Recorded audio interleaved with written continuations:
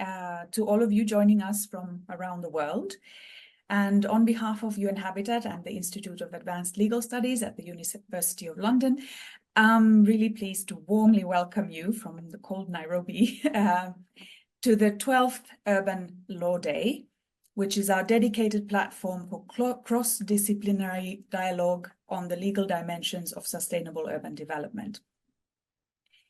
Now, this Urban Law Day brings together legal experts, planners, architects, policymakers, and academics to exchange ideas, share knowledge, and advance practical legal tools that can shape better cities. We are particularly proud of our long-standing and fruitful partnership with the Institute of Advanced Legal Studies, and we thank them warmly once again for co-hosting today's event. My name is Anna Min. I'm leading the work on legislation and governance at UN Habitat headquarters in Nairobi, and I'll be moderating today's session together with my colleague Samuel Juguna, who will take over a little bit later. Now, this year's theme, urban legal frameworks for energy efficient housing, could not be more urgent or relevant. The building sector accounts for approximately 37% of global energy-related CO2 emissions, and quite shockingly, 50% of the buildings we will inhabit by 2050 have yet to be constructed. The decisions we make today on legislation, design, and construction will define our urban future. Energy-efficient housing is not only about climate, it's about equity. Strong laws and standards can significantly reduce emissions and lift millions out of energy poverty, especially in developing countries. That is why the urban legal frameworks have such a critical role to play. This session is also grounded in the new urban agenda and the goals of the SDG 11, calling for inclusive, safe, resilient, and sustainable cities. We hope today's discussions will highlight innovative legal approaches, inspire collaboration, and ultimately also support countries in aligning their legal systems with climate and development goals. We're delighted to have with us a diverse group of leading legal scholars, urban planners, and practitioners. And I think we agreed we will be showing the Executive Director's opening remarks first, and then I'll hand over to Kostas after that. So let's, JR, over to you. Maybe we can play Ana Claudia's message now. Distinguished partners, ladies and gentlemen, greetings from Nairobi. I'm delighted to join you virtually as we celebrate the 12th Urban Law Day, marking the strong and enduring partnership between UN Habitat and the Institute of Advanced Legal Studies in the United Kingdom. Since our collaboration began in 2013, the Urban Law Initiative has underscored the vital role of legal frameworks in shaping sustainable urban development. This year's theme, Effective Urban Laws for Sustainable and Eco-Friendly Housing and Construction, is essential to advancing the ambitious goals of the 2030 Agenda for Sustainable Development and the new Urban Agenda. It promotes environmental responsibility, energy efficiency, and community well-being in housing and construction. Housing, land, and basic services are the cornerstones of sustainable development. Yet today, we live amidst a growing global housing crisis, with nearly 3 billion people globally experiencing some form of housing inadequacy. More than 1 billion people live in informal settlements and slums. Climate disasters and ongoing conflicts are worsening the crisis, creating further vulnerabilities and challenges. That is why urgent action is needed, particularly in the housing and construction sector. The building sector, including construction, heating, cooling, and lighting, accounts for approximately 37% of energy-related CO2 emissions and over 34% of global energy demand. With half of the buildings projected for 2050 yet to be constructed, the sector is currently off track in realizing its full mitigation potential.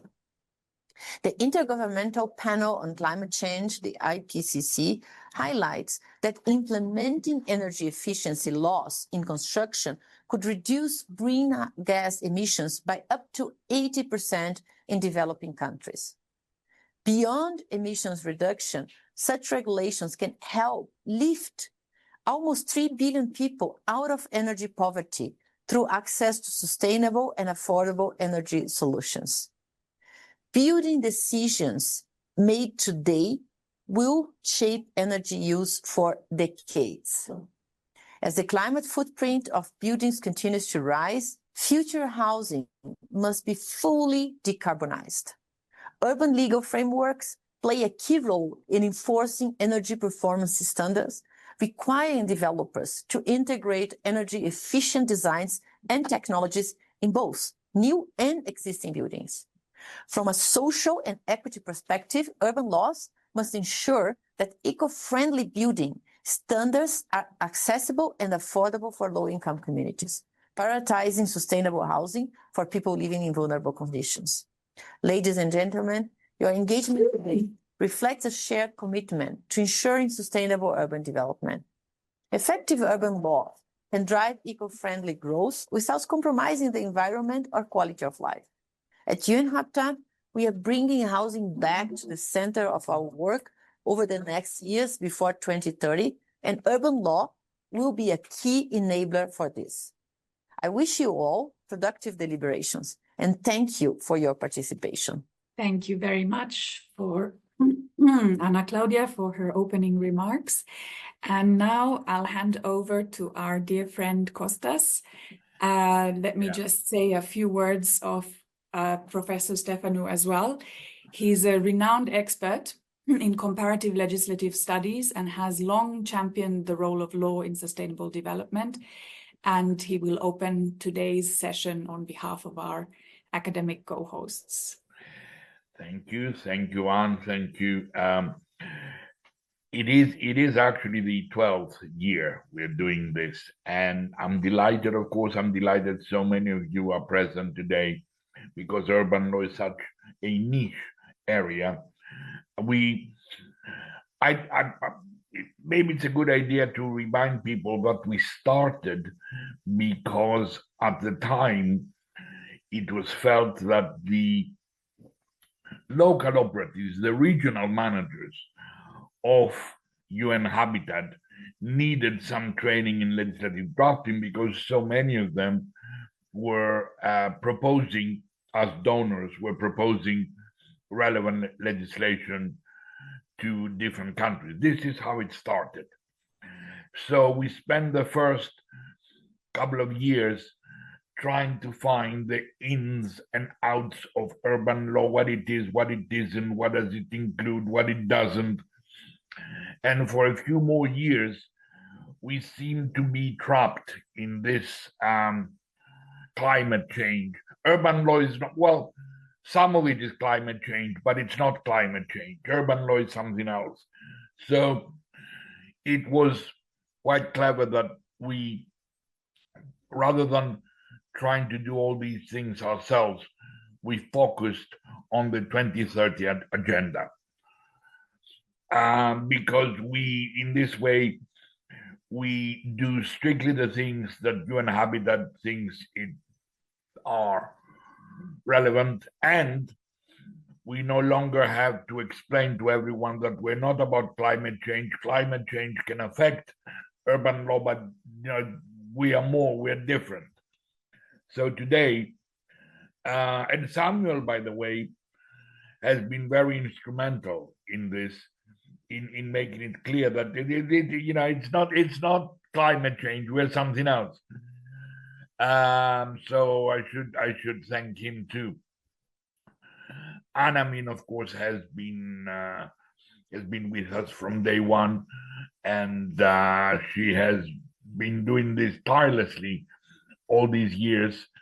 Initially, for those of you who don't know, initially it was in person in London, and then COVID came, and sort of we do this online, which is a good thing because we have more and more people who otherwise wouldn't have come to London.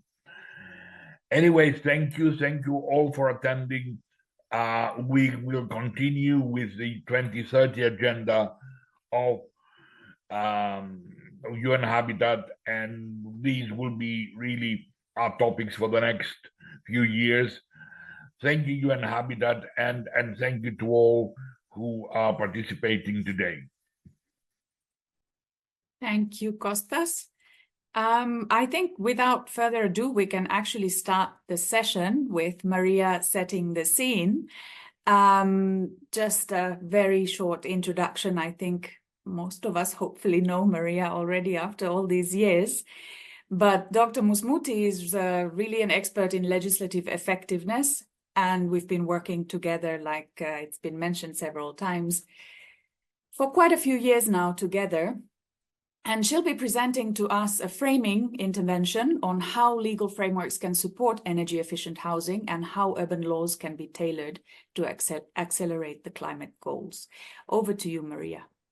Thank you, Anne. Thank you, Kostas. It's always a pleasure to be to be part of another Urban Law Day. And even though it sounds a topic which is not really close to us, it has become so close, and it feels like being part of a family.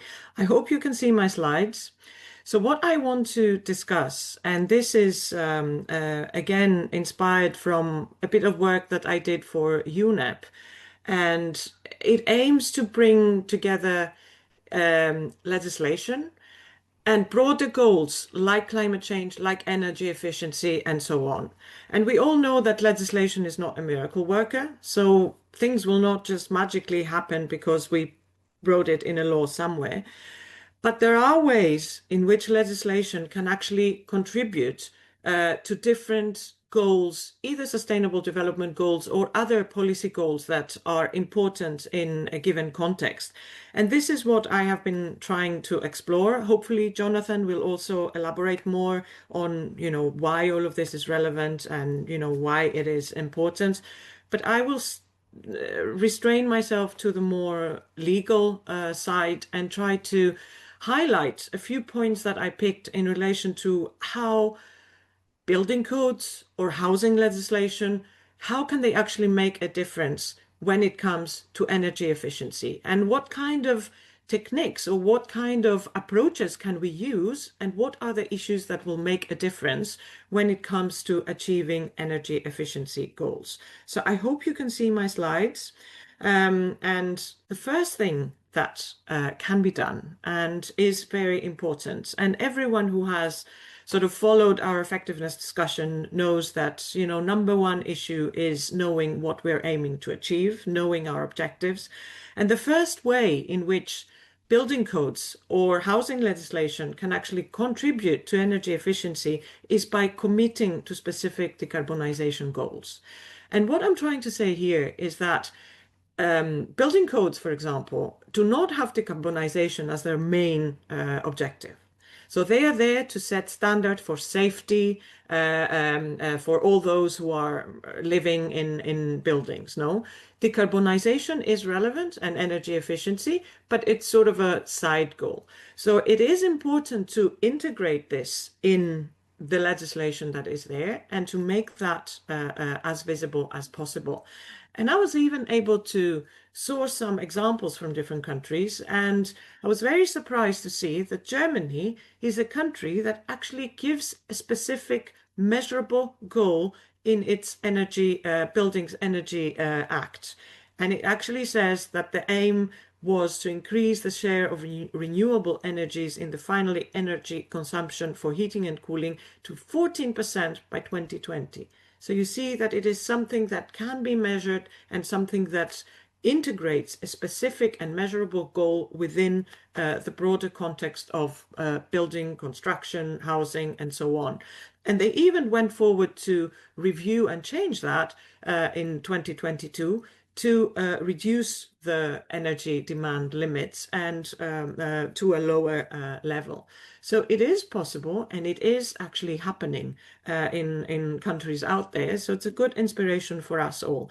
And this is another example coming from Georgia, where they do have this commitment to what they call nearly zero energy buildings, a bit of an oxymoron, nearly zero, but anyway, where again, they commit to having all buildings, all new buildings with construction permits after 2029 being zero energy buildings. Again, this is something that you can measure. It's something that you can go back and see whether it has been achieved, and it serves as a benchmark of whether, you know, your legislation has actually contributed something to the goal of energy efficiency and reducing greenhouse gas emissions. The second thing that legislation can actually do, and this is really at the heart of what legislation does, is to introduce specific obligations related to energy efficiency or promoting energy efficiency. And there are different types of obligations, which are quite common. And we do find legislation that includes these obligations in many countries around the world. First of all, energy saving obligations. Specific obligation to reduce energy, save energy in given settings, especially in buildings. Netherlands come to mind. Many countries, as I said, use this. Another type are energy assessment or audit obligations. So it's not an obligation per se to respect specific energy saving, to meet specific energy saving goals, but rather to monitor your energy consumption as a building, as a sector, and to see where that is, and then make the necessary adjustments. Because usually these audits or assessments happen from statutory bodies. Energy reporting obligations. So, you know, make this data public with regard to what kind of energy consumption you are engaging with. And of course, respecting energy standards. And I'm bringing here an example from local legislation from New York, where they have specific annual building emission limits. And you see that it is, again, for a specific period of time, 2024 to 2029. And they do have, it's not the whole provision, it's just a part of it, but they have for each category of buildings, they have a specific level of energy, of permissible energy standards. So again, this is, in my mind, a very concrete way in which building codes can say you are obliged, it can convey the message that you are obliged to meet these different standards depending on your type of building. And this is a very specific contribution to the broader effort to achieve energy efficiency. However, a legislation is never enough. And I mean, there are other ways to achieve the goals, and sometimes these other ways are even more effective than legislation. So, and that's again something that we see happening in many countries, not just in the North, but in the global South as well, using alternatives to regulation, like voluntary measures, like taxes and economic incentives, behavioral instruments, or rating systems, in order to complement the legislative efforts or push the sector to innovate or push the sector to go beyond what is in the legislation. And that is, I think, quite important. So just a few examples, again, that I sourced from different countries, trying to ensure a balance between different continents as well. Green Building Minimum Compliance System from Rwanda, offering an environmental performance-oriented green building indicators. Zimbabwe carbon credits trading regulations, so introducing trading projects within the country. And that is a tool that is used quite more and more in different parts of the world to incentivize the move towards greener options and greener energy. Fiscal incentives, South Africa, encouraging energy efficiency through the Income Tax Act. In behavioral approaches, In the EU, they ask for energy bills to include a comparison to average users as a way to incentivize people to change their behaviors and reduce their energy consumption. And also the technique that is used by the Paris Agreement itself, naming and shaming, is commonly found in many countries in order to, push owners, developers, constructors to change their approaches. And this is a rating system from Abu Dhabi, the Estidama Pearl rating system, which is aiming to promote sustainable design. So the rating system is where the rating reflects the level of energy efficiency of the building, and of course it influences the price, it influences the value of this in the market. Another important thing, because all of these sound very nice, but if you just have it on paper and nothing happens in real life, it's not just a missed opportunity, but it's also very frustrating. So one important thing to look out for is to make sure that whatever we introduce, whatever kind of obligations we introduce in our building codes or in our housing laws or in any other type of legislation, that we have in advance made sure that we are able to implement that. So we have looked at whether we have a good administration mechanism that can actually do the job. We have looked at whether the resources are available. We have looked at whether the human resources are available. For example, if inspections are needed, we have made sure that we do have a group of trained individuals who can actually do the job. Because it's not just anyone who can go out there and inspect buildings and see whether emission targets are met. And of course, following up and monitoring on the implementation of these instruments is really a key element of success. Another element of success is looking at all of that from the perspective of the end user. And we hear a lot of complaints about the standards and not being understandable and not being accessible and being too costly and being out of reach of many different groups of the population, which are, of course, barriers to people complying with what we're asking them to do. So again, supporting compliance is really important if we want to make a difference through the use of legislation to achieve energy efficiency or to contribute to energy efficiency. And there has been quite a lot of research trying to identify why constructors or even owners are not complying with obligations in building codes, especially on energy efficiency. And there are a number of barriers that have been identified. So ensuring that we are facilitating compliance through awareness, education, and other tools is really important. Again, going to the New York City Construction Code, and the reason I'm bringing forward this example is because they have it as a concrete obligation of the departments to raise awareness and to provide education and support to those who need to comply with these standards. I'm not saying this is a perfect solution, but it is a solution where it is a statutory obligation to undertake these actions rather just voluntary, or a good idea for someone to do. Again, coming to the issue of accessibility, understanding what we are expected to do as owners or as constructors or as developers is really fundamental to ensuring change and effectiveness. And this is what I liked about this example that comes from Singapore, is how they have organized the duties depending on the different groups of the different audiences that they are addressing. So one doesn't have to go all over the construction code to see, or the Building Control Act to see what is relevant to them, but they have made it easily accessible in the form of a dedicated section or chapter that is referring to a specific group of people. And using aids to understanding can go a long way in explaining and facilitating the accessibility of these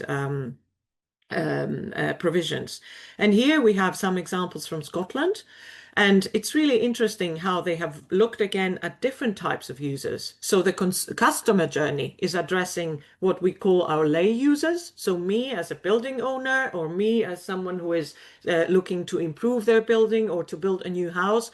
And then other guidance addressing professionals or more specialized users. So again, an easy and not necessarily very costly way to make it more accessible and easier for everyone to do what we ask them to do.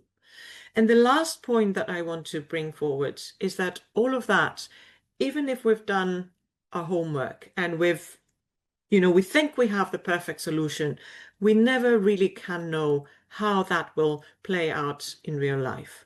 So we need to have the mechanisms and the triggers to revisit all of that at regular intervals, to assess and evaluate whether it has worked, what has not worked, and why, and then be in the position to, on the basis of this evidence, decide what is the best way forward.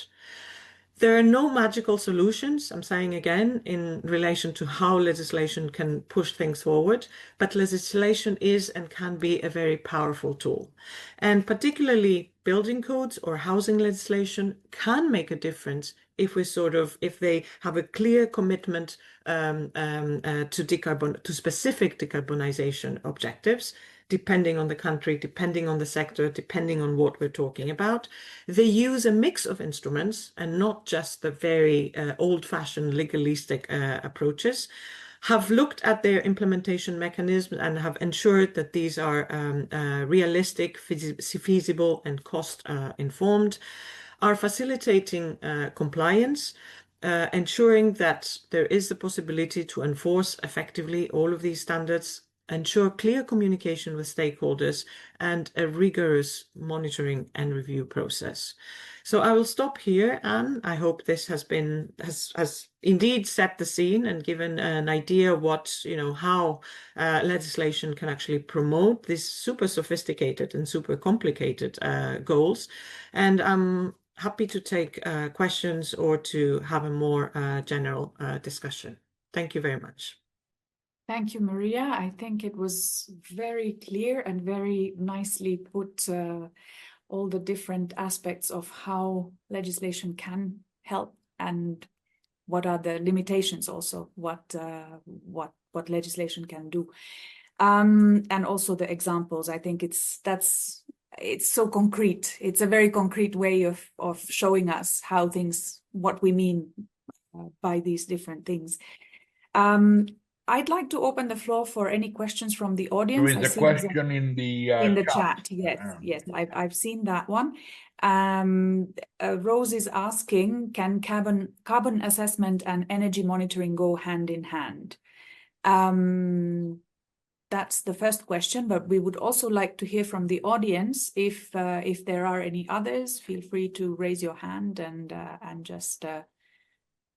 I'm thinking, Rosa, I'm not sure I can, as I'm not an expert in energy efficiency. I'm just, what I know is legislation. So, I mean, I would really like to pick the minds of more knowledgeable people in the sector on this one, whether carbon assessment and energy monitoring can go hand in hand. I mean, from a legislative viewpoint, having requirements to monitor in legislation are definitely a good and recommended practice. Now, what these requirements should focus on is a very good dilemma, and that the answer to the question would be that yes, you can put them together if these are related, if these are something that can go hand in hand, but you can also have them as. But I really do not know very well what the difference between the two is, so that I can really give you an informed response with regard to whether they should go together or whether they should be separate or anything else. Sorry for this.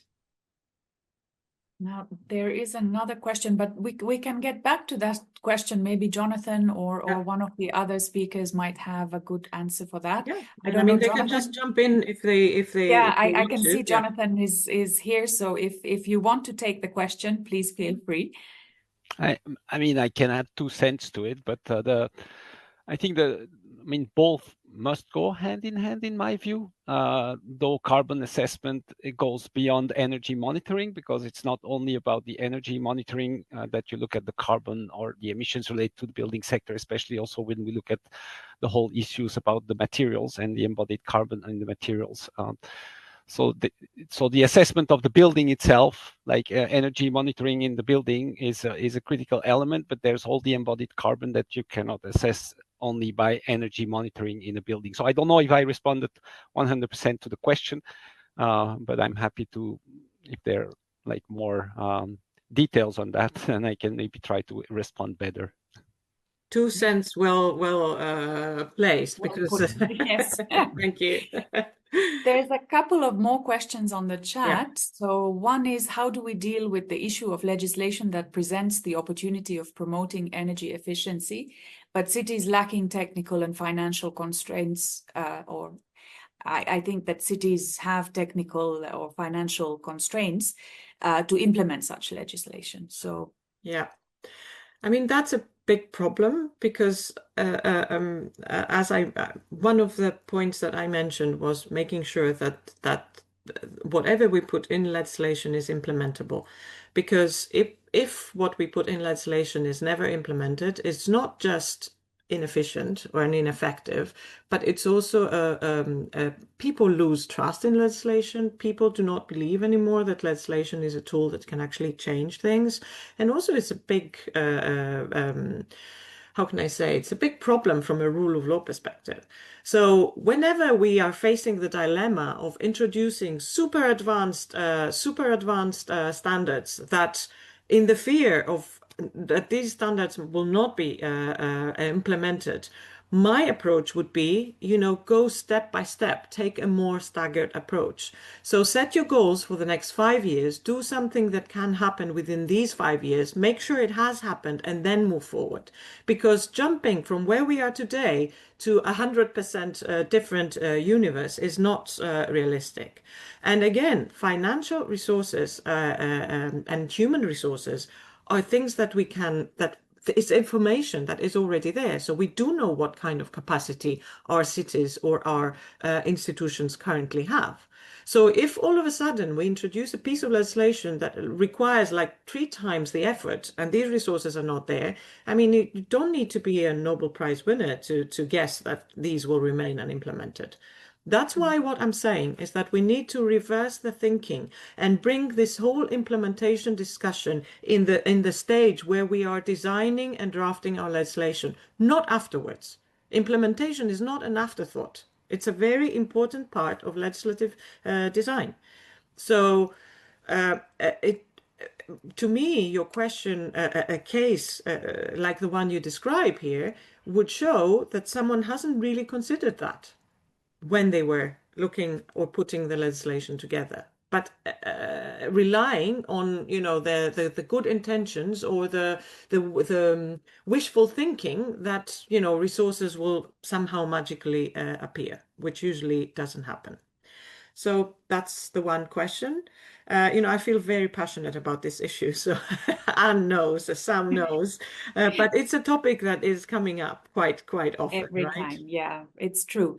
And it's also here where we could mention also the fact that we do also recommend this incremental approach, that we should assess the capabilities and the capacities and the resources available from the start, and then make the law in a way where, when the resources are better and the capabilities are higher, we can amend and add things to the legislation that then can promote it better. But legislation is not there to work forever anyway. So this is why we need to revisit and review, because we can adjust. This is a mechanism to adjust it, not just to the changes, but also to the evolutions that have taken place. Yes, absolutely. There's another question about legislation that requires or maybe encourages nature-based solutions, such as increasing green areas, green roofs, gardens, etc. This is coming from Trang, UN Habitat. I'm wondering if it's asking about whether such examples of such legislation exist. Yeah. This is interesting. Sorry, Anne, I interrupted you. Yeah. Did No, you no, no, no. finish? Go No. ahead. So this is yes, it's a good point because this is what you usually find in either voluntary measures. So you have some standards in legislation which are considered mandatory, and then there you might have additional standards for those who want to go beyond that, and you usually connect that with some kinds of incentives. So it's an interesting way of combining different types of instruments, legislative and alternatives, to push people to sort of go beyond what legislation requires them to do.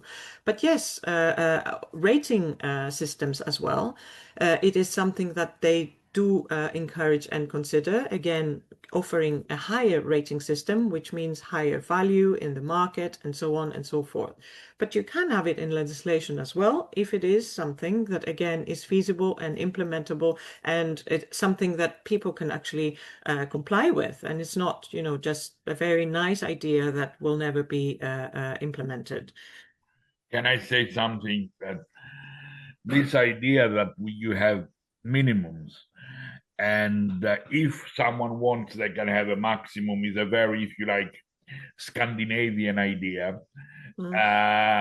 put forward within the EU by the Danes, who treat everything as the minimum and encourage those who can to go for the maximum. In reality, this does not appear to work because it simply creates 2, 3, 4 tiers of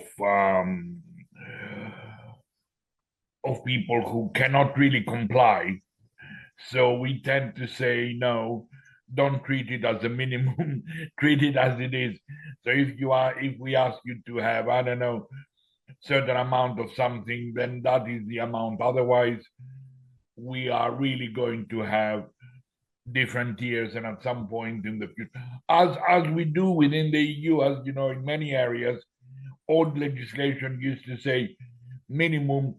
By that time, the North, for certain areas, has legislation that's stronger than the South, and for other areas, as you know, the summer fires, the South has more complete and stronger legislation than the minimum. So I'm not sure this is a good idea, but I wanted to say, Maria, this is very good. Maybe with Samuel, we can sit down and do a little pamphlet, which Habitat can then distribute to. Well, let's see, because UNEP is already working with all of this. So Good, let's good, see. good. Maybe we can do something all together. That would be Yes, very, yes. very good. Yes. Costas, I take your point and I agree to some extent. And I mean, there are always advantages and disadvantages, but it is something that I have found in legislation. Not that they are lowering the minimum. So the minimum standards are there and are obligatory for everyone, but still offering incentives for areas to go, for buildings or owners or constructors to go beyond. And usually not through legislation, but by through market instruments. So you might get some tax incentives if you have even lower energy efficiency things, or if you use even more nature-based solutions, you might get a higher ranking, which means a higher price in the market. So I mean, yeah, advantages and disadvantages always, but it is something that I have seen in legislation in different countries. But yeah, point taken, of course. I see Sam has raised his hand, and we also have a number of questions. I'll go through the chat, and maybe we can give the floor to Sam, Anne. What do you think? Yeah, Sam. Yeah, thank you, Anne. Thank you, Maria. Thank you, Costas. No, I just wanted to come in quickly because this question is really, the question from Trang is really, really important, and just to complement what has been said. So yes, the legislation is there to create the enabling conditions for nature-based solutions by defining the roles, rights, and responsibilities related to nature conservation, management, and restoration. And from my understanding, and also from what I think we have in the Law and Climate Change Toolkit, we actually do have some like best practice or inspiring examples on this aspect, especially I think, I don't know whether it was New York or a certain country that has mandated cities to have green roofs in their buildings, but also wanted to bring in the governance perspective in the sense that this perspective needs to be integrated into various sectors, not only housing, but also in the urban planning, agriculture, as well as disaster risk reduction. And the law is the instrument that is meant to bring this cross-sectoral approach. I just wanted to share these few insights from my end. Thank you. Over to you, Anne. Thank you, Sam. Thanks, Sam. Nice addition. I think there's one more question in the chat, but I think that might be actually maybe coming out from Jonathan's presentation as well. So maybe we'll leave that for after the first session of the panel discussion. And I'll hand over to Jonathan from the UNEP Cities Unit, Mitigation Branch of the Climate Division, who will bring us some insights from UNEP's work on legal innovation for sustainability, especially in the housing and construction sector's contribution to climate mitigation. Over to you, Jonathan, please. And I still don't see the presentation in presentation mode, but maybe I'll just start a bit. I don't know I don't know if it's on the radar in all the patients, because it is a very important sector in terms of mitigation, but also even if we think about the whole adaptation issue. But it was not something that was very much taken into account by the discussions and decision makers at the level of the negotiations, and not seen as one of the critical sectors to work on. So this is why the Global Alliance for Buildings and Construction was started at COP21, and the idea was to bring together the governments and the different actors that are working on the building and construction sector value chain to work together and look at what would be the strategy and the approach to actually take things forward in the building sector. And one of the challenges of this sector is that there are so many different actors. And I mean, the question that came up in the chat earlier about why is it difficult to implement energy efficiency is partly also because of so many actors, and actually you need to work along the life cycle of a building. So I'm going to talk a little bit more about, maybe to start with, then we can move to the next slide. Sam, and your screen disappeared, or I don't see the slide anymore, at least from my side. But yeah, I just wanted to underline the importance of the sector, and the sector, going to the second slide. Yeah, thanks, Sam. Okay, so just, I mean, it was mentioned earlier in the conversation, but definitely a major emitter. I mean, we talk about 20% of the global GHG emission, but when we look at the energy sector, it's about 40% of the energy used, and CO2 emissions from energy, about 34% today. It's also a major consumer of natural resources, and that's something also that is really important to look at, because when we're talking about the fact that there will be so many new buildings that will be constructed, actually energy efficiency is important. There is some progress in that area quite a bit, but the whole part of the embodied carbon is kind of going to overtake, in a way, the amount of emissions from the sector going forward, because there will be so much construction happening, especially in Asia and in Africa. And then, I mean, we all live, play, work in buildings. I mean, it's really something that is important. It's about 90% of the time we as human beings spend indoors, so in buildings. But those buildings are now getting more and more vulnerable also to climate change. I mean, you know about heat waves. I mean, I'm sitting here in Paris and it's been really hot over the last few days.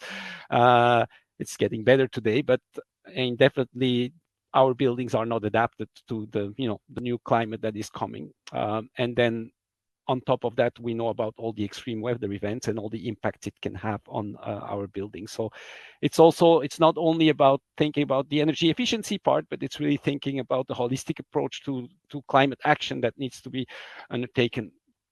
And then if we look at like the whole more of Europe and big parts of Latin America and the US, it's a lot about existing buildings.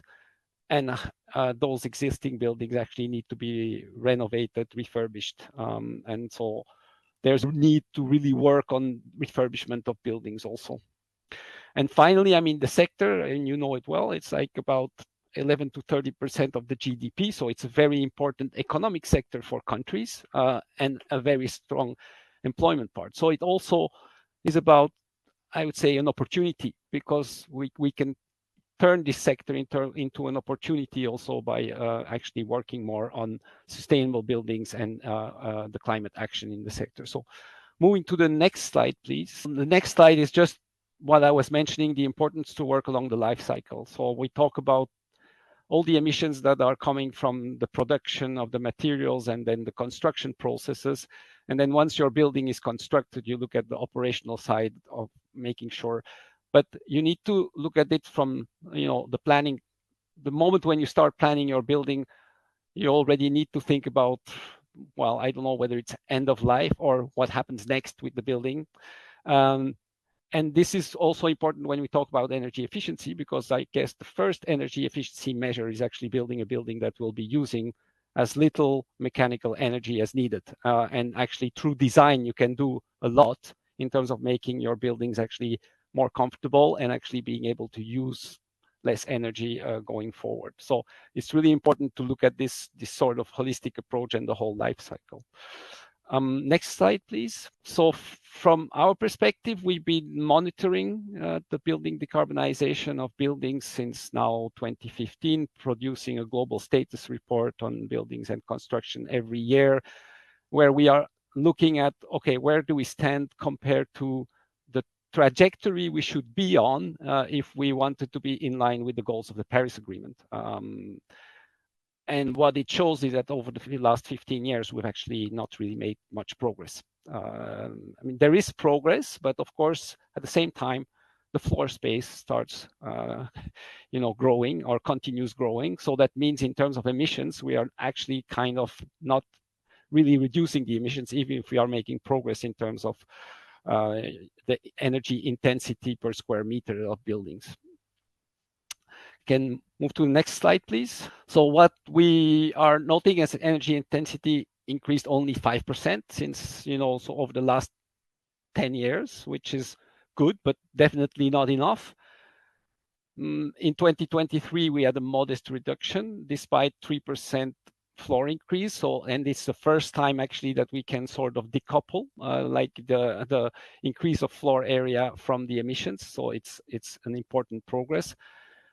But there's still, and we were talking about it, funding is of course one of the big issues, because there's still a strong perception that everything that you do about the green building is going to increase the costs of the building, which might be the case to some extent, but it's also not, it depends how we look at costs. I mean, if we look at costs in the future, it might actually be better to put a bit more costs at the beginning and to make sure that we have more sustainable buildings and better performing buildings that will actually not have to be totally refurbished or changed later because of climate change or energy efficiency improvements. And so in terms of investment, actually, we're still only, if we talk about energy efficiency investment specifically, it's only about 5% of the total investment in the building sector, which is very low. It should actually be totally integrated and actually pushing towards like no investment should be there anymore if it's not actually looking at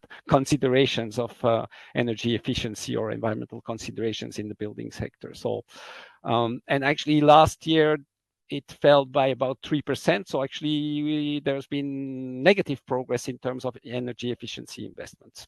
More and more renewable energy, so that is good, but still half of the needed value if we really want to have it to the level that is needed to be in line with the Paris Agreement. Much progress on the energy building codes over the last years, but then there are actually very few that are really designed up to the level where we actually really achieve net zero emissions. So the ambition of the building codes is still pretty important. And then there's still a number of countries, and especially in Africa, where there are not yet any building codes. And so there's quite a bit of work on that. And I'll talk about the building codes a little bit later. But and then we're looking at the nationally determined contributions. I mean, the commitments from the countries to the Paris Agreement. And there we can see that the building sector has actually is actually coming up more and more as part of the priority actions to decarbonize in the national strategy. So there is actually a realization that it's a very important sector to tackle when we look at the climate actions. Next slide, please. So, I mean, where we are putting our recommendations forward, like when we talk about step by step, which is probably the right approach, you really need to think about, okay, what is it that I need to do first? So it's important to have some sort of strategy at the national level, and where you bring everybody around the table to agree on what are the kind of short-term actions that can be undertaken and will have the most impact. Look at what would be more the medium-term goals and have some long-term goals also. And that's very important that, you know, the governments actually help setting up strategies like that to actually mobilize all the stakeholders at the national level and engage them in a process that would actually transform the sector. Building energy codes are definitely one of the instruments that is seen as one of the most important ones. We know from experience if we look at Europe, and I had a presentation last time specifically looking at Switzerland, but they were saying voluntary codes are fine, but it's only at the moment where the codes become mandatory that potentially you can really see an impact on the sector. And that was very clearly shown for Switzerland, which for many years were actually doing quite a lot of voluntary. And then, of course, when the petroleum shock happened in 73, things became mandatory. And then we really started to see an impact on the energy consumption of the buildings. So the building codes are a very critical tool, but only become actually very useful if they are also becoming mandatory. Yeah, I'm not going to delve more on the other parts, but what is really important, I think, also is governments need to lead by example and have the opportunity to kind of really push the market, especially through public procurement and looking at the public buildings. Most of the cement that is actually procured in a country usually is cement procured by governments for, you know, whether it's infrastructure or buildings. And so if governments actually put a sort of threshold on the type of cement that would be used, that is more low carbon cement, for example, they can really make sure that they have an influence on the market, because then the cement manufacturers will need to be ready to respond to that. And it's an important share of the market for them. So yeah. No, moving to the next slide, I wanted to talk a little bit about what are currently the most common policies in the building sector when we are trying to address this issue of mitigation in the building sector. And there was a study that was conducted in 2024 by the gentleman you can see below, Stechmesser, which was an interesting study because they looked for over several years. I think they looked between 98 and 2022 on what were the different sort of policies and actions that were adopted in the countries. And one of the main ones, there's the whole part of labeling, here more talking about the labeling of appliances, then the performance standards, again, which are related to appliances, and there we're talking about minimum energy performance standards, which are a very important element. And then there's a myriad of sort of, I would say,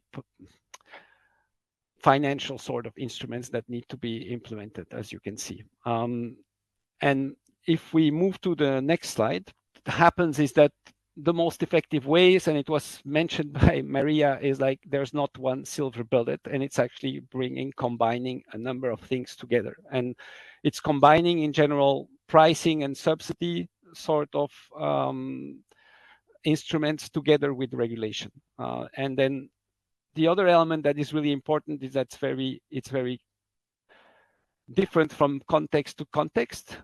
So it's really important to understand clearly the local context and adapt the instruments to the realities of where we are working. Everybody, and that's one of the reasons it's also difficult in this sector, is that most of the people, when they look at buildings, they say, okay, this is a domestic sort of topic to work on. And there's been very little sort of international collaboration looking at how they can learn from each other on the different tools that are put forward and the policies that can work.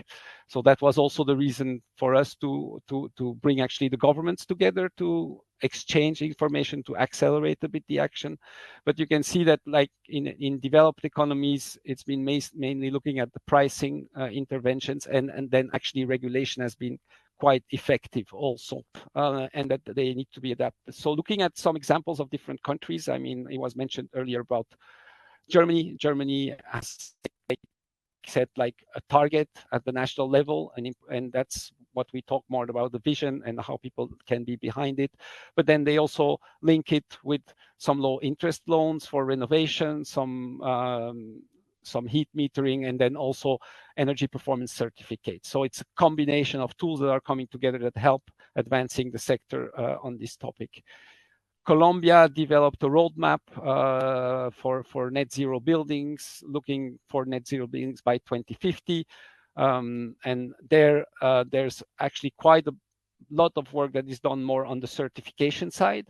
And they have used certification as one of the very strong elements to push for green buildings. And they have a specific goal about making sure that that the buildings are actually going to be certified green, and even looking here specifically at residential building with 50% of the buildings by 2030, which is quite ambitious goal. And then they have some tax instruments, more looking at like the appliances side, that actually also support their energy efficiency efforts in the sector.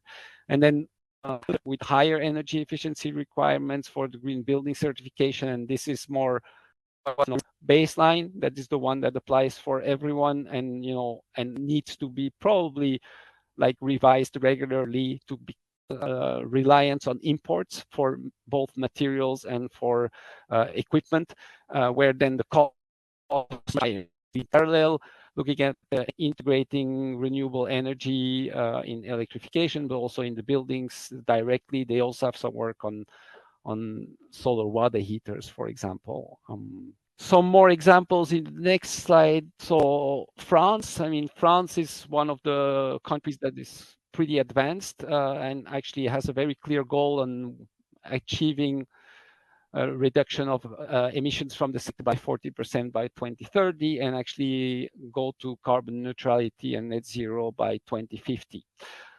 In 2012, they set a thermal regulation that has very strict kind of energy consumption limits for new buildings and new construction. And then they more recently at the environmental regulation RE 2020, which actually also integrates life cycle carbon analysis in building design.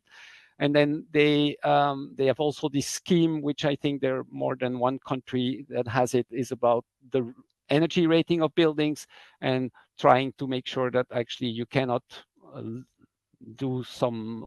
Jonathan, I am really sorry to cut you down. Your connection is also not great. So so please, I hope you don't mind. I'm sorry to cut you short. But introduce Ana Paula Pimentel-Walker from the University of Michigan, who will share some experiences from Brazil and Colombia, focusing on grassroots-led approaches to energy efficient and socially inclusive housing. Over to you, Ana Paula. Thank you. So yes, the issues that I will focus on today are related to one type of energy efficiency, which is the one that promotes indoor thermal comfort and passive cooling, and one type of buildings, which are incremental self-built homes in informal and precarious settlements.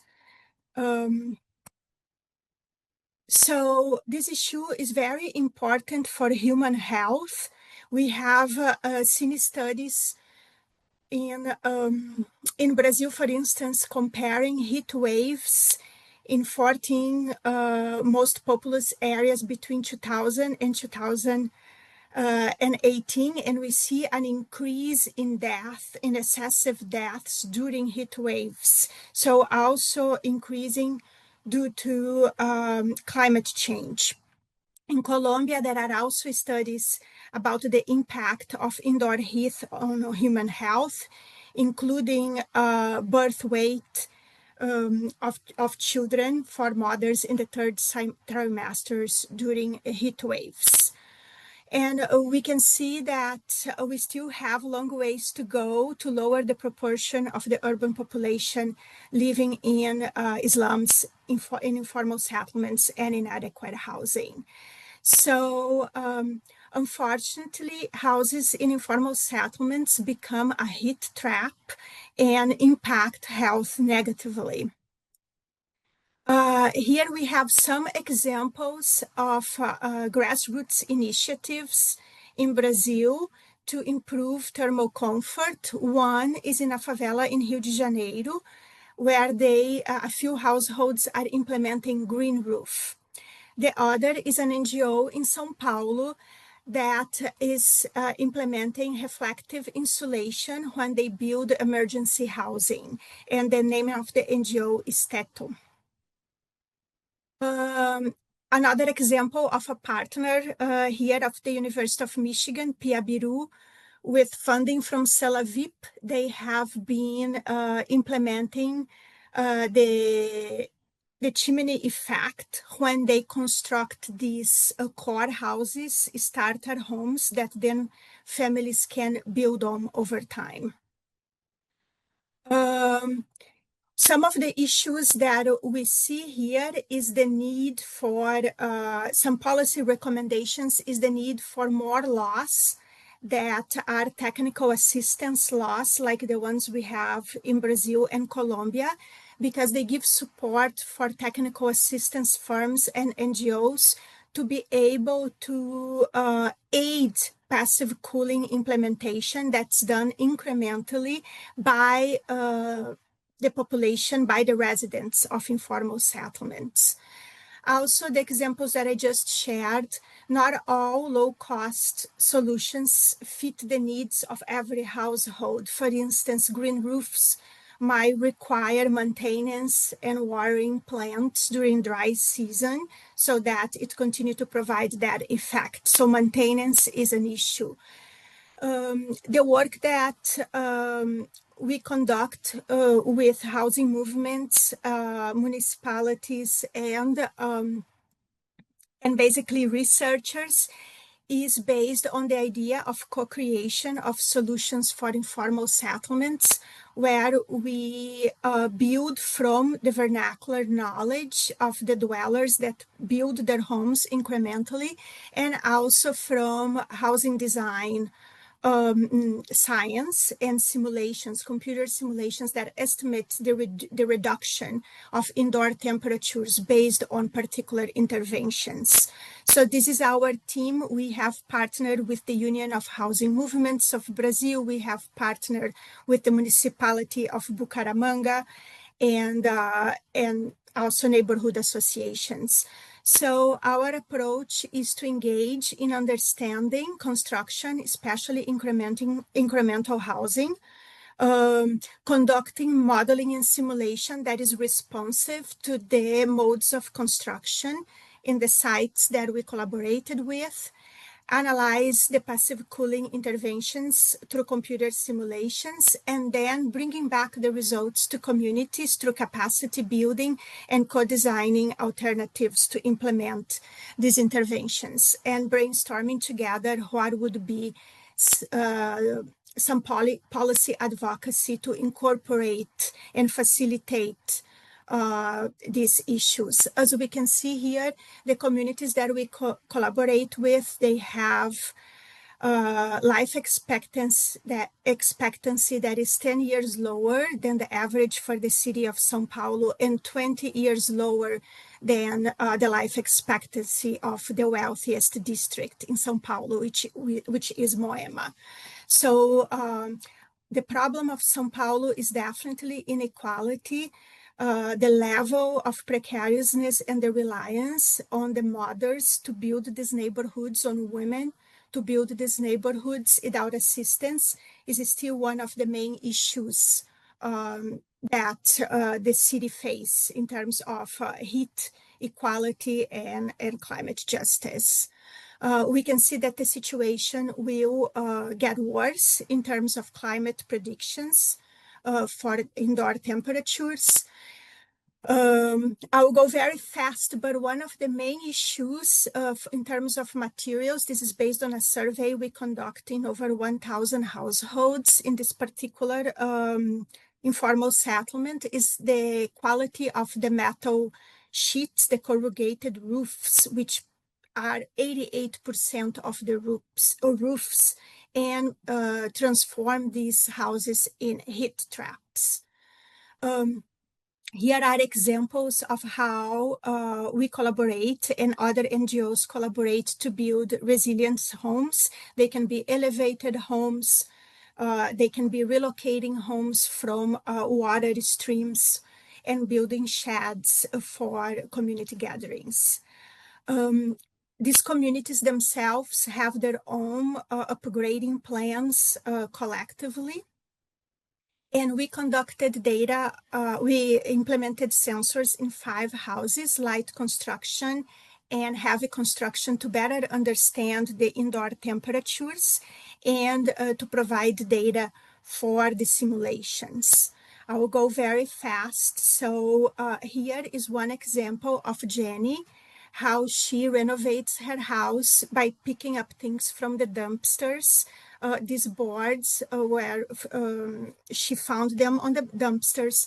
And one way that technical assistance can help her, for instance, with these very same materials, what we would suggest is an air gap between the white boards that you see and the plywood that is made up of her house. An air gap would improve humidity in between the board and the wall, would improve humidity and also indoor heat.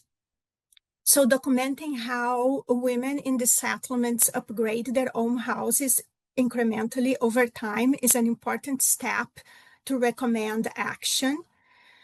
We see in her house 17 materials. So basically this is a house that has not used any, everything is reused, from the plywood that she bought to the roof. They were all used materials. Here is some of our analysis during the winter time, actually, and ventilation and humidity. This is another house led by our partner, Pia Biru. And they build these starter homes. They are brick homes, so the calculations for indoor heat are very different than light material houses, like the one you saw from Jenny. So here we have the recommendations for extensions from Pia Biru, a technical assistance firm, and what actually happened. So one of the issues that we need to understand to recommend design interventions is that households will do things due to security and privacy. So even though the recommendation was cross ventilation here, they blocked the window for security reasons. So technical assistance firms need to work with the reality of the settlements and adapt their passive cooling recommendations to the realities of a particular settlement. The other community we worked with was in Bucaramanga, in Colombia. And here also climate change will impact increase in temperatures. Here, this is also started as UN collaboration, understanding the legislations for climate action in Bucaramanga and also in Colombia. We conducted several workshops to understand housing construction and other issues of climate resilience in the settlement. We also monitored and documented the construction of 5 homes, and you can see the designs here. You can observe that families, you know, when they are new to informal settlements, when they move out of formal housing to informal housing due to economic crisis and loss of employment, they started investing everything in the walls, and the roof is a second thought. So they soon realized that the walls are too short, the roof needs to be elevated, and then they elevated the roof.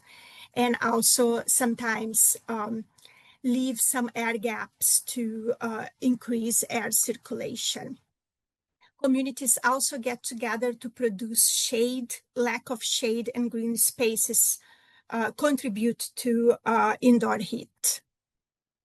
The results of our simulations, we brainstormed based on this ethnography of construction.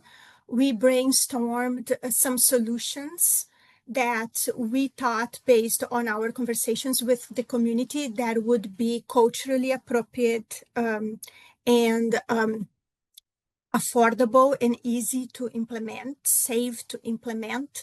And we shared the calculations with the community members. And out of this, we conducted workshops to answer questions and share results. So this reflective white paint on the roof would reduce temperatures in São Paulo by 5 Celsius, by 4.5 Celsius at 3 p.m. in a summer month. The impact is much lower at night. But also in the winter, it doesn't lower so much the temperature. So this is one example. The other example is a second ceiling. And we developed, my colleague Lars, who conducted the calculations, developed this strategy based on the ethnography and the conversations with community that we ran, because they were already using this kind of technique to fix other issues that were not meant to fix heat issues. So from the same kind of boards that you can easily find secondhand or even in dumpsters, communities can build a second ceiling with air gap to reduce indoor heat. Here, the results are not as promising as paint, minus 3 Celsius in a summer month at 3 p.m., for instance. So in conducting these workshops, we conducted day-long workshops with residents, but also with the leadership of the movements. We shared some insights, we shared booklets and the cards of the simulation results. We provided certificates, and we walked through the neighborhood to answer questions. And in the mode of training, the trainer. This is another workshop that we conducted with the leadership of an informal settlement. So for recommendations, we recommend national, subnational, and local laws that enable technical assistance firms, government offices, universities, and NGOs to aid passive cooling retrofits according to the context of the informal and precarious settlements. We also recommend fiscal incentives to make better materials, climate resilient materials available, either in construction bank materials like the ones that we encountered in Colombia, where the government provides construction materials for families living in informal settlements when they are at risk. So they are available to make improvements to prevent flooding and mudslides. But we also suggest that, roofs that come already, metal sheets that come already coated are made available in the stores and also in these construction banks. So incentives for better materials. Partnerships with social movements and shack dweller unions to amplify dissemination, capacity building, and self-implementation. And collaboration with the building industry and the other local industry to develop retrofit materials in a circular economy. So what are the leftovers of other industries that can be easily incorporated into making these cardboards accessible for families? This is just one example that I shared. I do fully believe in a multimodal approach to housing. So I don't have time to share examples of social housing, social interest housing construction with solar energy, for instance. But yes, thank you. Thank you so much, Ana Paula, for the presentation and also the examples from Sao Paulo in Brazil and Bucaramanga in Colombia. The message is clear that houses can become heat traps and we need local solutions, especially for precarious settlements. Many thanks for your presentation. Because of time, looking at the agenda, I can open up the discussion for maybe just 10 minutes. And I actually do see a question from Haisung that I think Maria and Jonathan have responded to. But I can give the floor to Jonathan to expound a little bit because I don't see any other questions, but colleagues feel free to raise your hand and just jump in. The question from Haisung is, regarding the Paris Agreement, is there any legislated process or regulatory developments under Article 6 to govern international carbon markets as the emission targets and amount itself are not legally binding? I don't know whether, Jonathan, you wanted to expound your answer in the chat. I'm not sure I can expand a lot because I'm not an expert on Article 6, but I know it's it's a very sticky conversation at the moment overall under Article 6. So it's first of all, it was established as a voluntary sort of, mechanism looking at bringing carbon markets. There are a number of countries actually starting to establish their own carbon markets already, but not all the countries are ready to go that route. So there's quite a bit of discussion, on how to take Article 6 forward. There are countries that are against actually putting a price on carbon. And so under the negotiations, as usual, it's difficult to get things moving to something that will actually really make the change. That's my experience with all these, international negotiations to date. We look at, if we look at our climate negotiations, they've been going on for 30 years, and we have made quite little progress, unfortunately.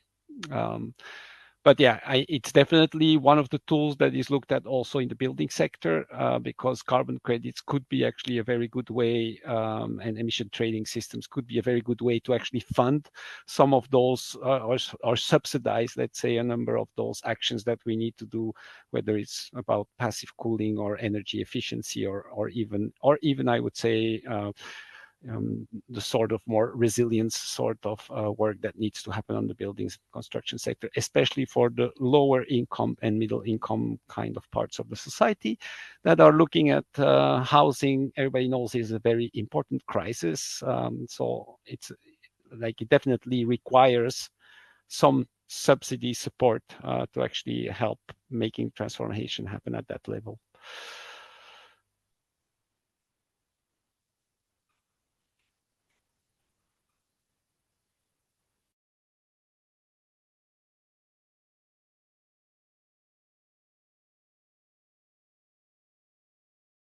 Sorry for that. I was cut out of the meeting. Sorry for that. I think in the interest of time, because we have two speakers who are meant to present. Thank you, Jonathan. I think I missed the end of your intervention, but it was well received. So we can move on to session 2, which is the practical inspiring practices on energy efficient housing. We have two speakers for this session, and I'm pleased to invite two speakers presenting at the same time. So we have Ms. Pinar Kaglin and Anna Kovashuk from Yon Habitat, who will be presenting on insights on urban design guidelines for energy efficient housing based on the experiences from Tajikistan and Kyrgyzstan. Welcome, and you have the floor. Thank you very much, Samuel. Good morning and good afternoon, everyone. I will share my screen.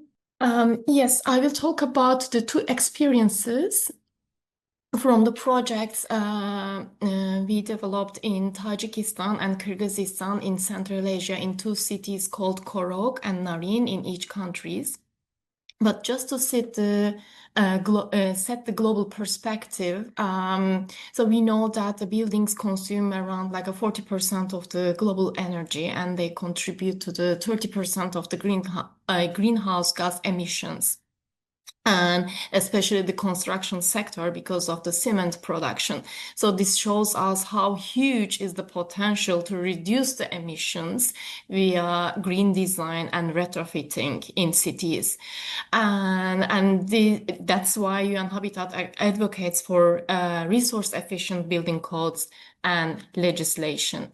So just to give you a little bit the environment that we have developed these projects in Korog and in Narin in Kyrgyzstan, and these are the mountainous settlements. They are the secondary cities in the countries. However, they are the central hubs, like a quite big, like urban centers for their regions. And because of this, like a very harsh climate and the topography, the communities and the cities are very vulnerable, and they are facing with different hazards, including avalanches, rockfalls, erosion, landslide, flooding, and earthquakes, and many more. So in these circumstances, it is like very important to integrate this energy efficiency aspect into the strategic planning, but also master planning as a legislative tool, but also doing the legal assessment, like country-wise, like legislation frameworks, and then developing the alternative building codes for such settlements. And I would like to give you examples from the cities, how traditionally they are developing their urban environment by using the natural elements in construction, and like a stone and wood and the local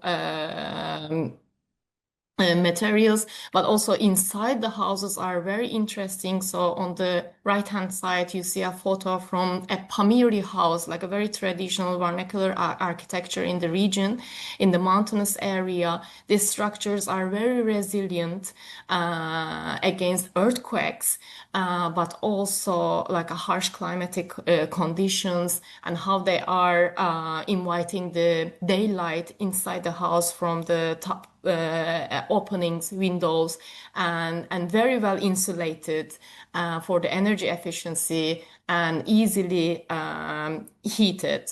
However, today with the urban sprawl, and they are moving towards more unsustainable way of like urbanization, including the materials, but also how they are forming the new areas in the cities from a design perspective.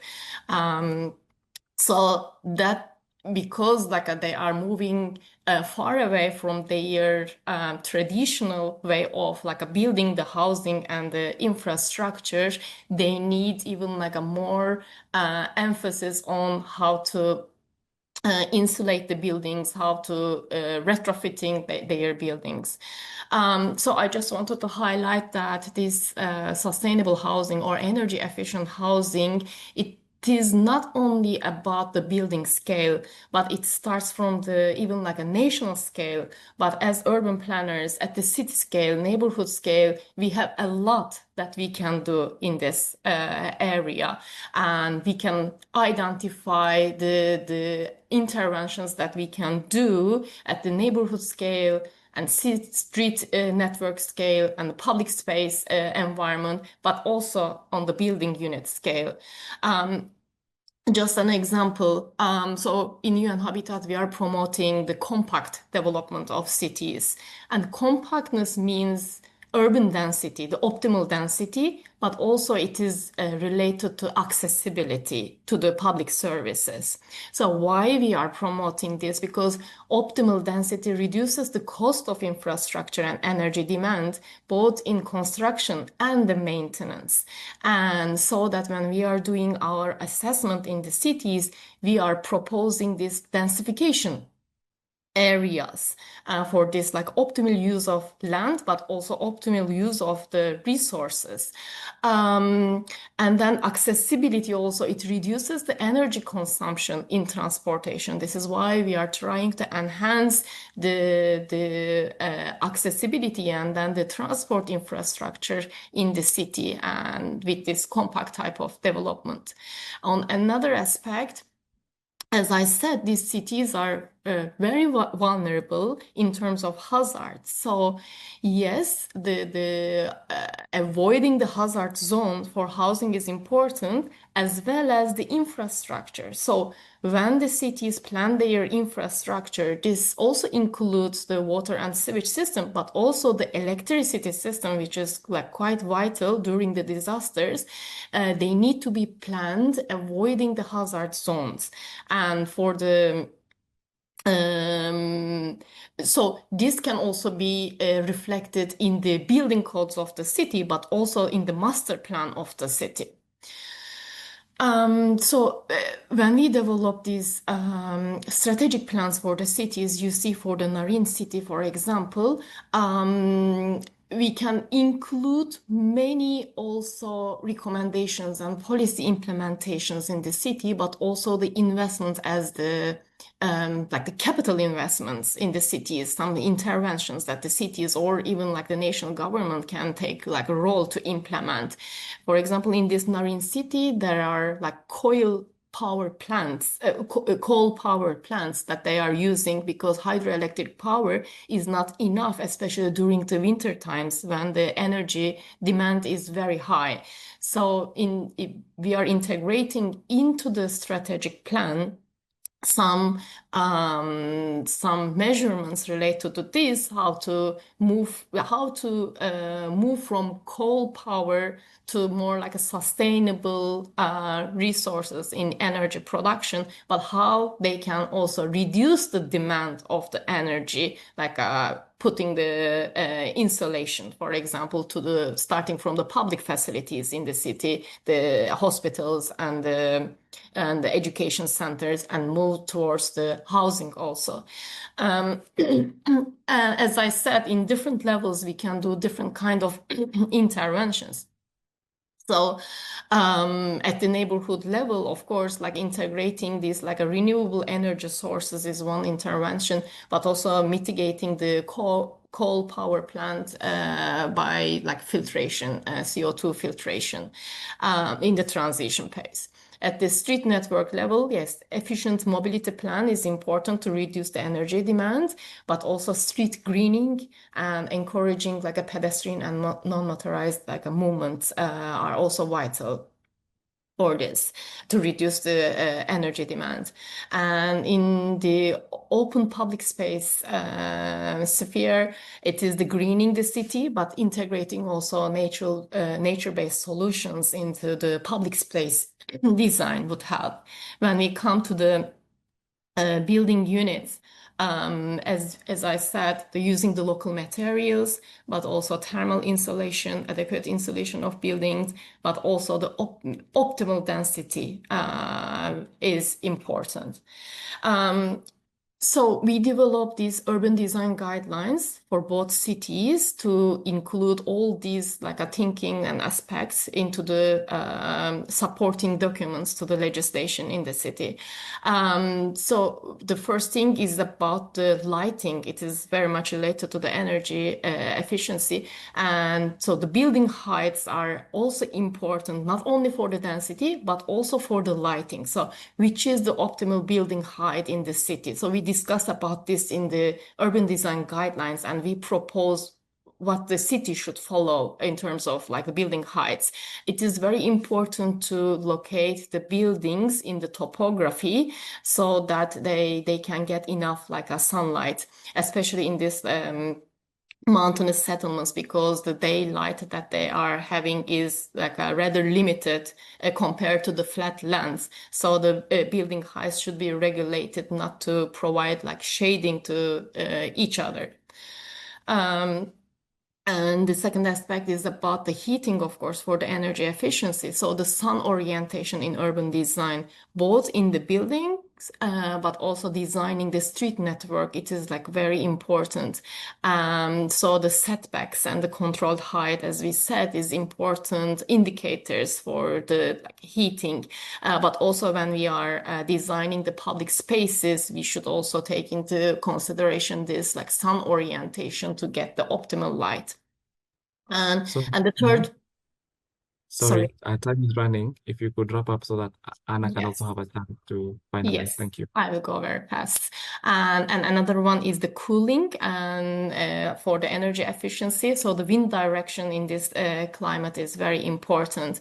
And the fourth dimension is the construction, how we are constructing not only the structure of the buildings, but also environment, the streets and other like a public spaces. And I just want to also highlight that it is not only about the building itself, but also the infrastructure is important. So we also include that perspective into the design guidelines. So these are all like downloadable also in UN Habitat website, how we are developing the design guidelines. Now my colleague Anna Kowashuk will also talk about the building codes in the same cities. Yes, Anna, please. Right. Thank you very much, Pinar. And dear participants, let me further deep dive you into the scale of the building and talk about how we conducted the legal analysis of the building codes in both countries, in Tajikistan and Kyrgyzstan. So we applied two methodologies for the analysis. The first one was the UN Habitat's Planning Law Assessment Framework, which touched upon the regulatory component, regulatory perspective. Among the examples of the considered criteria, there are the age of the building code, the consideration of low-cost social housing, etc. But we also used the UNEP's methodology, which is called a Practical Guide to Climate Resilient Building and Communities for the climate-related perspective. And we conducted the analysis based on the criteria that you can now see on the screen. So basically, we started with the orientation, insulation of premises, natural ventilation, blocking of sunlight during the hot months. Also, we touched upon the facade component, and we also worked with the roof topic. Spinar, if you can kindly, yeah, thank you very much. So here is an example of the recommendations that we provided for Tajikistan. So just in a nutshell, we covered around with our analysis, we covered around 10 building codes, and you can see that these are among those recommendations that we provided. So for example, we suggest that there should be a specific provision about positioning of residential houses on the southern slope of Pamir Mountains. Then we also, based on our analysis, we defined that the natural ventilation and the thermal efficiency should be properly enshrined in the legislation, and also there should be a part about the attic ventilation under the roof.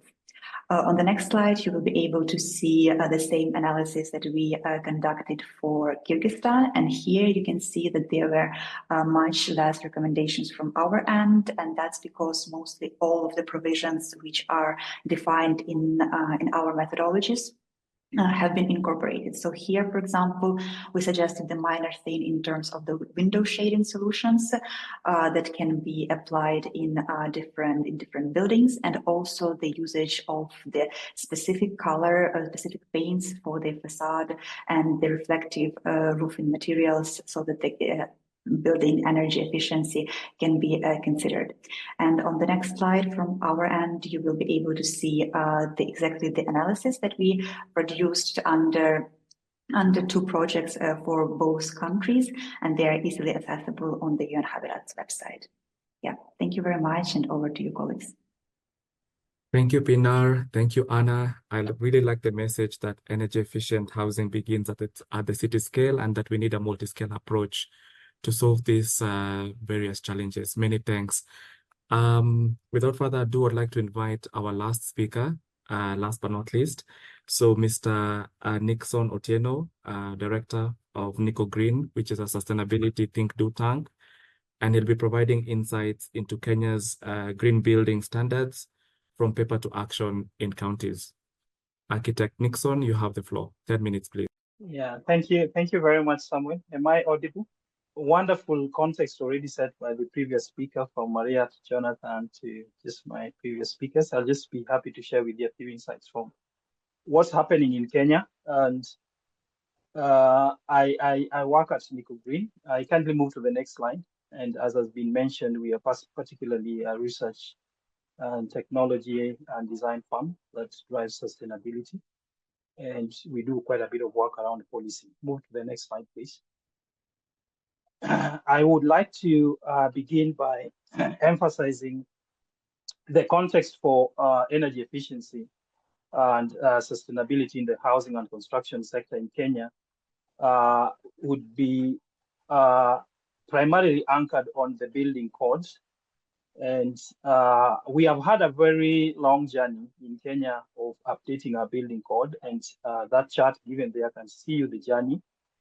Starting from pre-colonial times when Kenya was a colony. And we were left in 1968 with a building code that has been in use for quite long. This has gone through a lot of attempts to update it. And finally, we had the new code, which came to force in 2020, finalized in 2023, came into force in 2024. And this basically provides what I would say the mandatory policy framework. I think Dr. Maria gave a very good context on both the mandatory and the voluntary mechanisms that support green building agenda. And so for Kenya case, I would make reference to the building code as currently the key anchoring document. Kindly move to the next slide, and I will just highlight a few things that are progressive about this code, which touches on the agenda that we are discussing today. So the scope of this code basically provides a number of standards, and given the time limitations, I wouldn't be able to cover the details, the specific, but we have the standards that are specific to the materials that are prescribed for construction of our buildings and related infrastructure. We're looking at safety issues, of course, to assure that the buildings that are put up are safe for habitation from a structural perspective, from compliance with fire requirements, the risks to flooding and other weather elements. And of course, it also has provisions for promoting sustainability. Though not mandatory, it makes references to application of green building rating systems, which are voluntary systems, particularly that is Article 167 of the code, makes an explicit reference to the use of those standards, of those rating systems, but it also provides minimum prescription for certain elements, including natural lighting and ventilation, which you would be one of the aspects of the passive design to ensure that, of course, our buildings are not only highly technical, but they can be sustainable while affordable. Next slide, please. So a key aspect of this code is that compared to the code that Kenya has been implementing, this code is not is really not prescriptive. So is more based on performance targets. And this is quite revolutionary in terms of promoting uptake of green building measures. So for example, we look at energy efficiency requirements, promoting passive design. The code provides minimum performance criteria for, if I may highlight, for example, natural lighting and ventilation. So the code simply gives the ventilation rates for natural ventilation. And how you achieve that as an architect, as an engineer involved in the project, is fully dependent on you. You can bring in different solutions to achieve that ventilation rate. The same would be said of building materials. We're not being limited to you must use this material or the other. But as long as you're able to meet the performance criteria, be it structural, be it fire resistance, be it chemical properties, the material will pass. So the code has basically what is called deemed to satisfy measures. You can bring any solution, and this is really encouraging innovation and uptake. Next slide. Then beyond the building code, which, as I said, really provides the mandatory framework for us, we have other policy instruments that would range between, of course, those categories that Dr. Maria shared, and I just want to highlight a few of them. I think in the interest of time, I wouldn't be able to go into the details, but I just want to give a few examples. Kindly move to the next slide. So if we consider, for example, some of the minimum thresholds or the metrics that those frameworks that I've shared in the previous slide highlight. We have, for example, prescription for primary energy demand, both for new buildings set at 10% and for building renovations set at achieving at least 30% of reduction in energy target for the buildings actually to be able to qualify as green buildings that can then take advantage of the financial incentives that are proposed under the green finance taxonomy and also the fiscal incentives that have been developed by the Treasury. We also have requirements for life cycle assessments and the disclosure for the same for buildings that are over 7,500 meters squared. We are looking at, for example, promotion of timber, recommendation for 50% of timber that is sustainably sourced. We are looking at promoting circularity with a requirement for at least 50% of construction and demolition waste being recycled or reused on site or being prepared for recovery off-site. Next slide, please. You will go to the plumbing installations, minimum performance criteria there to reduce the water consumption. We have recommendations and targets for manufactured materials like cement, aluminium, and steel and iron, with very clear targets set for the carbon emission of those materials, if they are to qualify as green materials, and then the building products that they are constructed with them to be able to access the financial incentives that are provided. Next slide. And if you single out, for example, the minimum performance standards for the air conditioning, heating, and ventilation systems, these standards were rolled out, both labeling and the standards were rolled out in 2019 and 2020. And if you look at the growth of the sector, it has resulted actually in phasing out almost 60% of the inefficient AC systems that were used in building in houses, especially in areas that are arid. And Kenya has all 4 types of climates. So particularly the regions like the coastal areas, the northern parts of the country that are fairly arid, have had to adopt more AC systems. And we've had a very accelerated uptake of more environmentally friendly AC systems. But if you look at the terms of the figures, we are having a projected increase of these systems in terms of the absolute numbers, that more people are going to use the AC systems, but we are going to have a reduction in the energy input of that.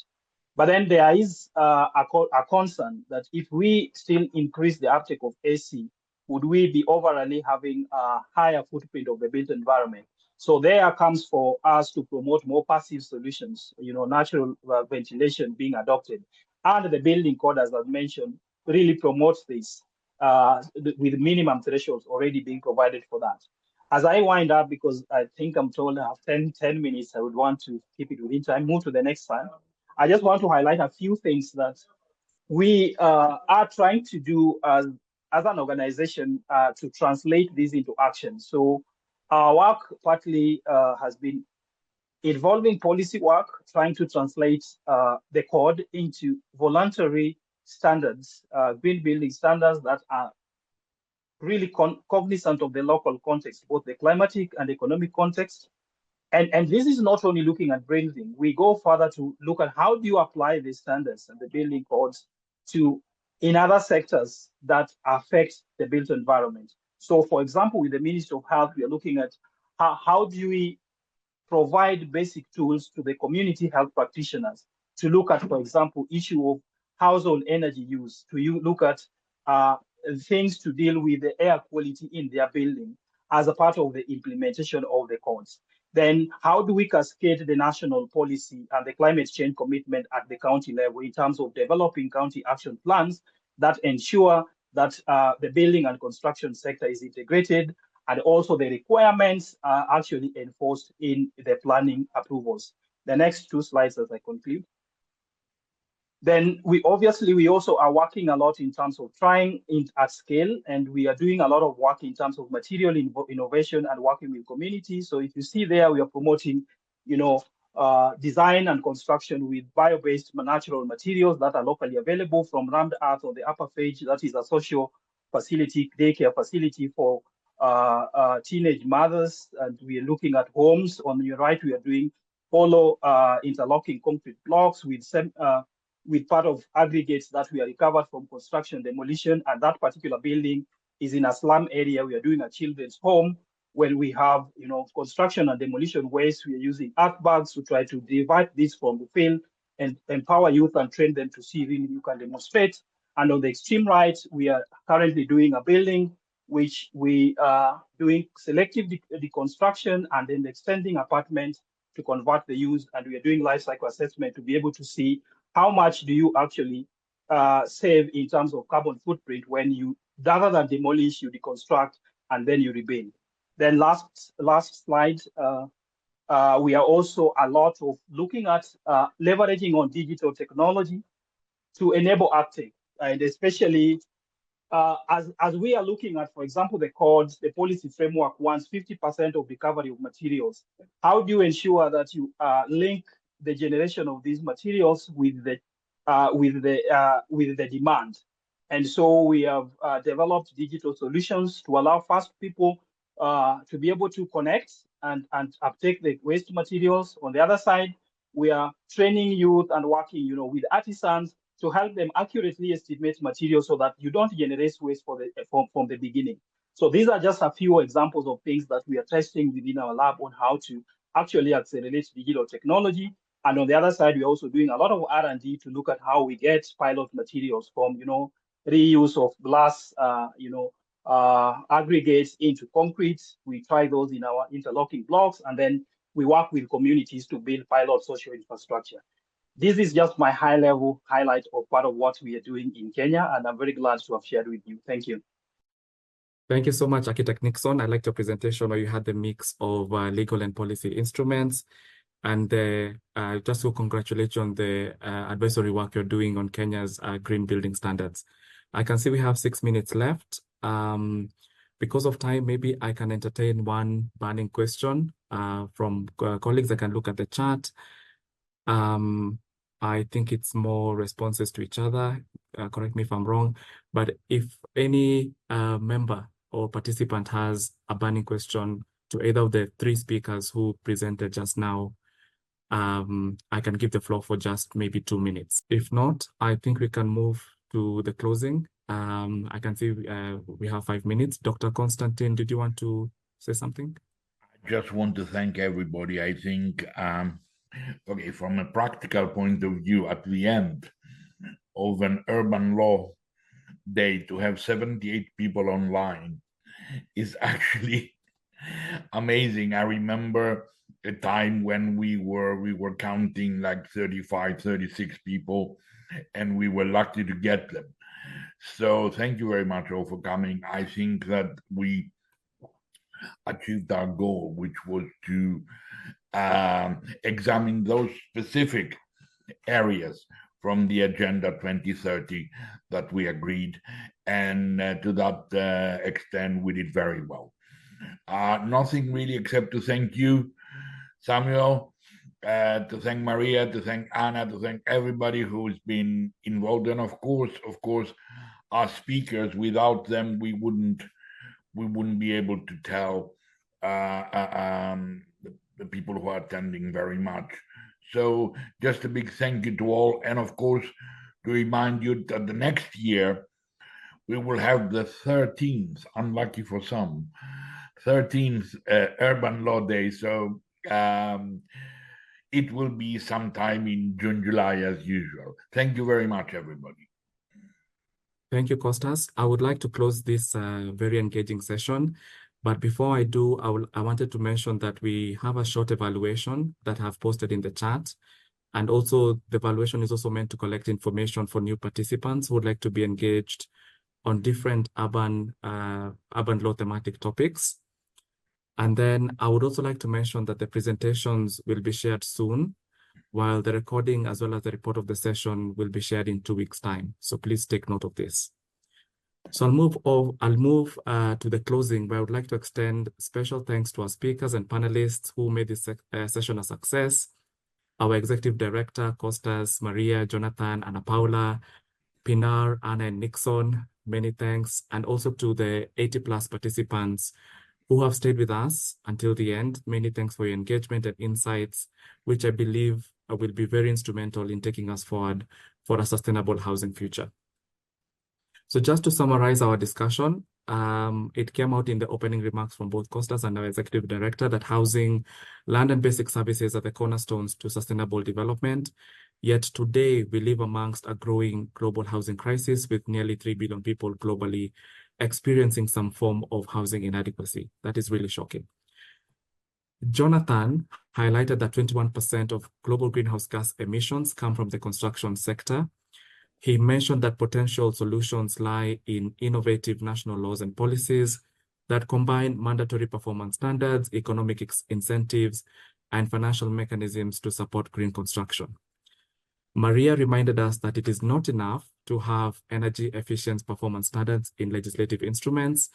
We need to go back to the basics. And this means ensuring that urban laws are functionally effective by addressing errors in the design, in the drafting of the building codes, as well as errors in implementation and enforcement. And here she highlighted the issue of high compliance costs. Ana Paula's focus, especially regarding self-built housing in Brazil and Colombia, shows that houses can become a heat trap, and we need to overcome heat stress, especially in our precarious human settlements. So there was a focus on considering climate change as well as user behavior in building design, which is crucial for long-term energy efficiency and thermal comfort. Pinar's and Anna's message was loud and clear, and by relying on examples from Korog and Narin in Central Asia, they illustrated that energy-efficient housing truly begins at the city scale. And this requires a multi-scale approach where, for example, optimal density can reduce the cost of infrastructure and energy demand in construction and maintenance. Probably the presentation that is still ringing in your ears is from Nixon because he was the last presenter. He brought in the Kenyan perspective where the new law on building codes aims to pioneer circularity in construction through controlled deconstruction and material reuse, bringing order and energy efficiency to our concrete jungles here in Nairobi and other cities. As I conclude, yes, it is a little scary with half of the buildings globally projected for 2050 yet to be constructed. The building sector is off track in realizing its full mitigation potential. So one of the clearest takeaways for me is that housing of the future and of now will need to be decarbonized along their life cycle with effective legislation. And I repeat, effective legislation being the epicenter. Thank you very much for your time. See you soon and goodbye.